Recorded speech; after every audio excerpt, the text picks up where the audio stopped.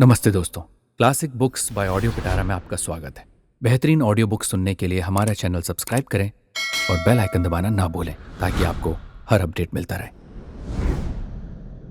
Audio पिटारा प्रस्तुत करता है मेपल प्रेस द्वारा प्रकाशित बुक्स, जिन्हें सिर्फ मनोरंजन के उद्देश्य से रिकॉर्ड किया गया है।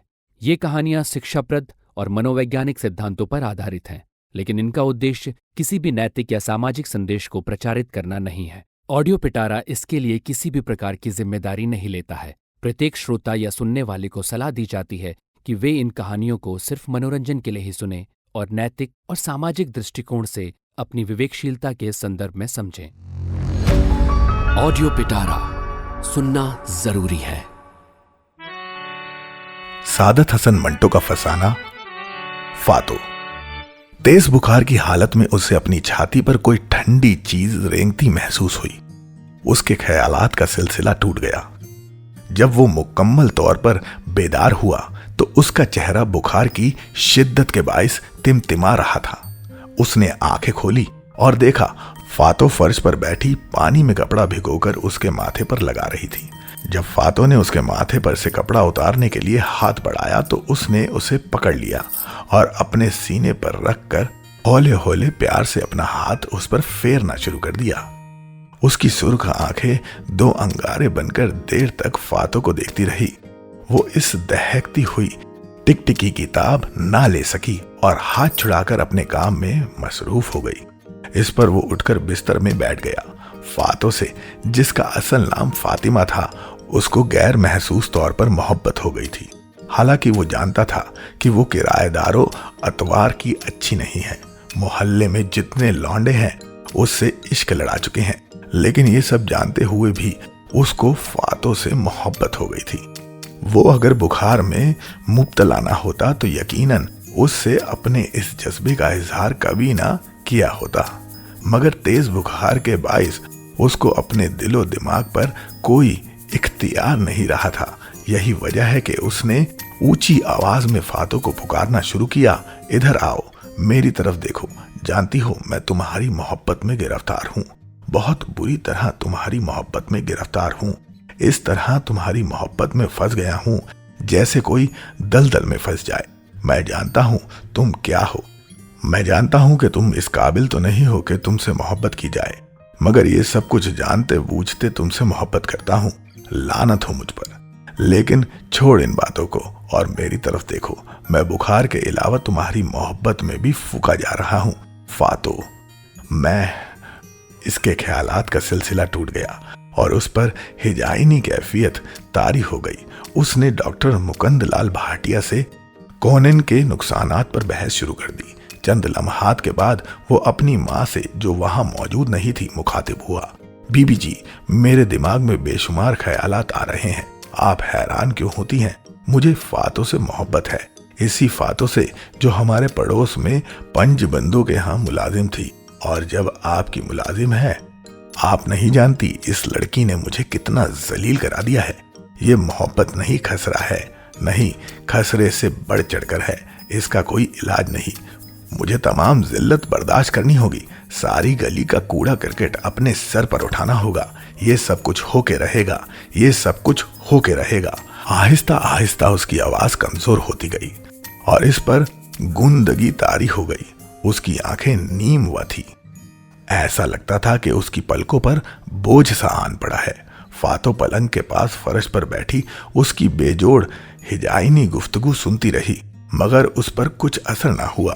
वो ऐसे बीमारों की कई मर्तबा तीमारदारी कर चुकी थी। बुखार की हालत में जब उसने अपनी मोहब्बत का एतराफ किया तो फातो ने उसके मुतल्लिक क्या महसूस किया कुछ नहीं कहा जा सकता, इसलिए कि उसका गोश्त भरा चेहरा जज्बात से बिल्कुल आरी था। मुमकिन है कि उसके दिल के किसी गोशे में हल्की सी ससराहट पैदा हुई हो, मगर ये चर्बी की तरह से निकलकर बाहर ना आ सकी। फातो ने रुमाल निचोड़कर ताजा पानी भिगोया, उसके माथे पर रखने के लिए उठी। अब की बार इसलिए उसे उठना पड़ा क्योंकि उसने करवट बदली थी। जब उसने आहिस्ता से उधर से मुड़कर उसके माथे पर गीला रुमाल जमाया तो उसकी नीम व आंखें यूं खुली जैसे कि लाल लाल जख्मों के मुंह टाके अधेड़ जाने में खुल जाते हैं। उसने एक लम्हे के लिए फातो के झुके हुए चेहरे की तरफ देखा। उसके गाल थोड़े से नीचे लटक आए थे। फिर एकदम जाने उस पर क्या वहशत सवार हुई कि उसने फातो को अपने दोनों बाजू में जकड़कर इस जोर से अपनी छाती के साथ भींचा कि उसकी रीढ़ की हड्डी कड़कड़ बोल उठी। फिर उसने उसको अपनी रानों पर लेटाकर उसके मोटे और गुदगुदे होठों पर इस जोर से अपने तपते हुए होंठ पेवस्त किए जैसे वो उन्हें दागना चाहता है। उसकी गिरफ्त इस कदर जबरदस्त थी कि फातो कोशिश के बावजूद खुद को आजाद ना करा सकी। उसके होठ देर तक उसके होठों पर इस्त्री करते रहे। फिर अचानक हांफते हुए उसने फातो को एक झटके से अलग कर दिया और उठकर बिस्तर में यूं बैठ गया जैसे उसने कोई डरावना ख्वाब देखा था। फातो एक तरफ सिमट गई, वो सहम गई थी। उसके लबों पर अभी तक उसकी पपड़ी जमे होठ सरक रहे थे। जब फातो ने कनखियों से उसकी तरफ देखा तो उस पर बरस पड़ा। तुम यहां क्या कर रही हो? तुम भूतनी हो, डायन हो, मेरा कलेजा निकालकर चबाना चाहती हो? जाओ जाओ। ये कहते कहते उसने अपने वजनी सर को दोनों हाथों में थाम लिया जैसे वो गिर पड़ेगा और होले होले बड़बड़ाने लगा। फातो, मुझे माफ कर दो। मुझे मालूम नहीं कि मैं क्या कर रहा हूं। मैं बस सिर्फ एक बात अच्छी तरह जानता हूं कि मुझे तुमसे दीवानगी की हद तक मोहब्बत है, इसलिए कि तुमसे मोहब्बत की जाए। मैं तुमसे मोहब्बत करता हूं इसलिए कि तुम नफरत के काबिल हो। तुम औरत नहीं हो, एक सालिम मकान हो, एक बहुत बड़ी बिल्डिंग हो। मुझे तुम्हारे सब कमरों से मोहब्बत है इसलिए कि वो गलीज है, शिकस्ता है। और क्या अजीब बात नहीं। फातो खामोश रही। उस पर अभी तक आहानी गिरफ्त और उसके खौफनाक बौसे का असर मौजूद था। वो उठकर कमरे के बाहर जाने का इरादा ही कर रही थी कि उसने फिर हिजाइनी कैफियत से बड़बड़ाना शुरू कर दिया। फातो ने उसकी तरफ देखा और वो किसी गैर मरई आदमी से बात कर रहा था। बिस्तर पर उसने बड़ी मुश्किल से करवट बदली, फातो को अपनी सुर्ख सुर्ख आंखों से देखा और पूछा, क्या कर रही हो तुम? उसने कुछ भी नहीं कहा था इसलिए वो खामोश रही। फातो की खामोशी से उसे ख्याल आया कि हिजाइनी कैफियत में वो बेशुमार बातें कर चुका है। जब उसको इस बात का एहसास हुआ कि वो अपनी मोहब्बत का इजहार भी इससे कर चुका है तो उसे अपने आप पर बेहद गुस्सा आया। इसी गुस्से में वो फातो से मुखातिब हुआ। मैंने तुमसे जो कुछ कहा था वो बिल्कुल गलत है। मुझे तुमसे नफरत है। फातो ने सिर्फ इतना कहा, जी ठीक होगा। वो कड़का सिर्फ ठीक नहीं 100% हकीकत है।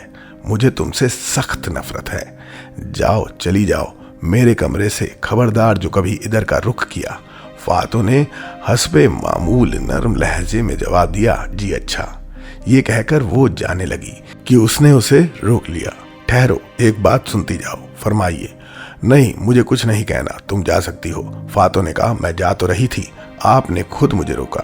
ये कहकर उसने बर्तन उठाए और कमरे से निकलने लगी, मगर उसने फिर से उसे आवाज देकर रोका। ठहरो, मैं एक बात तुमसे कहना भूल गया हूँ। फातो ने बर्तन तिपाई पर रखे और उससे कहा, क्या बात है, बता दीजिए, मुझे और भी काम करने हैं।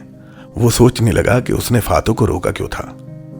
उसे इससे ऐसी कौन सी अहम बात करनी थी कि फातो ने उससे कहा, मियां साहब, मैं खड़ी इंतजार कर रही हूं। आपको मुझे क्या कहना था? कुछ भी तो नहीं कहना था। मेरा मतलब है कहना तो कुछ था मगर भूल गया। फातो ने बर्तन तिपाई पर रखे। आप याद कर लीजिए, मैं यहीं खड़ी हूं। उसने आंख बंद कर ली और याद करने लगा। उसे फातो से ये कहना था कि उसके दिमाग में बेशुमार ख्यालात थे। दरअसल ये कहना चाहता था कि फातो उसके घर से चली जाए, इसलिए कि वो उससे इस कदर नफरत करता है कि वो नफरत बेपनाह मोहब्बत में तब्दील हो गई है। उसने थोड़े अरसे बाद आंख खोली। फातो तिपाई के साथ खड़ी थी। उसने समझा कि शायद ये ख्वाब है, पर जब उसने इधर उधर का जायजा लिया तो उसे मालूम हुआ कि ख्वाब नहीं, हकीकत है। लेकिन उसकी समझ में नहीं आता था कि फातो क्यों बुत की मानिंद उसकी चारपाई के साथ खड़ी है। उसने कहा, तू यहाँ खड़ी क्या कर रही है? फातो ने जवाब दिया, आप ही ने तो कहा था कि आपको मुझसे कोई जरूरी बात कहनी है। वो चिढ़ गया, झुंझुला कर बोला, तुमसे मुझे कौन सी जरूरी बात कहनी थी? दूर हट जाओ मेरी नजरों से। फातो ने तशवीशनाक नजरों से उसकी तरफ देखा। ऐसा लगता था कि आपका बुखार तेज हो गया है।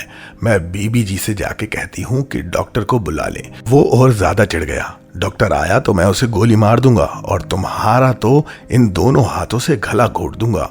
फातो ने अपने लहजे को और ज्यादा नरम बनाकर कहा, आप अभी घोट डालिए, मैं अपनी जिंदगी से उकता चुकी हूँ।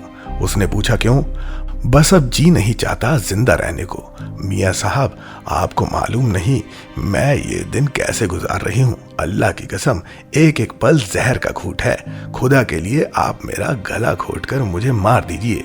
वो लिहाफ के अंदर कांपने लगा। फातो, जाओ, मुझे तुमसे नफरत है। फातो ने बड़ी मासूमियत से कहा, मैं जाने लगती हूँ पर आप मुझे रोक लेते हैं। उसने भुन्ना कर कहा, कौन हरामजादा तुझे रोकता है? जा, दूर हो जा। फातो जाने लगी तो उसने फिर से उसे रोक लिया। ठहरो। वो ठहर गई। फरमाइए। तुम निहायत वाहियात औरत हो, खुदा तुम्हें गारत करे। जाओ, अब मेरी नजरों से गायब हो जाओ। फातो बर्तन उठाकर चली गई। 1 महीने बाद मोहल्ले में शोर मचा कि फातो किसी के साथ भाग गई है। सब उसको बुरा भला कह रहे थे। औरतें खास तौर पर उसके किरदार में कीड़े डाल रही थी और फातो अपने मियाँ साहब के साथ कलकत्ते में अज़द वाजी जिंदगी बसर कर रही थी।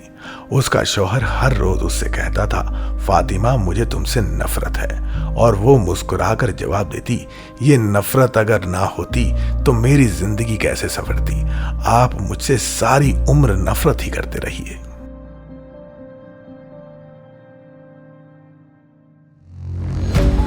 ऑडियो पिटारा सुनना जरूरी है।